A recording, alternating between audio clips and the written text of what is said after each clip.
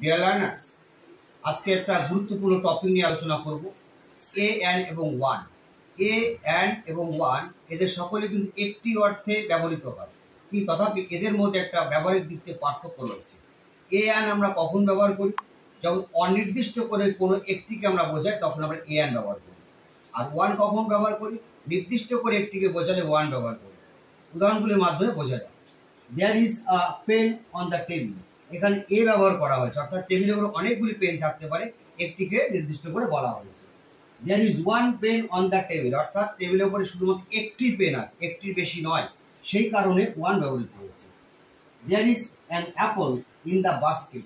এই ঝুড়ির মধ্যে অনেকগুলি আপেল থাকতে পারে, একটিকে বোঝাচ্ছে, তার জন্য অ্যান অ্যাপল ব্যবহার করা হয়েছে। There is one apple in the basket, অর্থাৎ ঝুড়ির মধ্যে একটি আপেল আছে, একটির বেশি নয়, সেই নির্দিষ্ট করে বোঝানোর জন্য ওয়ান ব্যবহার করা হয়েছে। তাহলে এ অ্যান অনির্দিষ্ট করে কোনো একটিকে বোঝালে পরে অ্যান ব্যবহৃত হয়, আর নির্দিষ্ট করে কোনো একটিকে বোঝানোর জন্য ওয়ান ব্যবহৃত হয়। তাহলে আশা করি সকলের কনফিউশন দূর হয়েছে।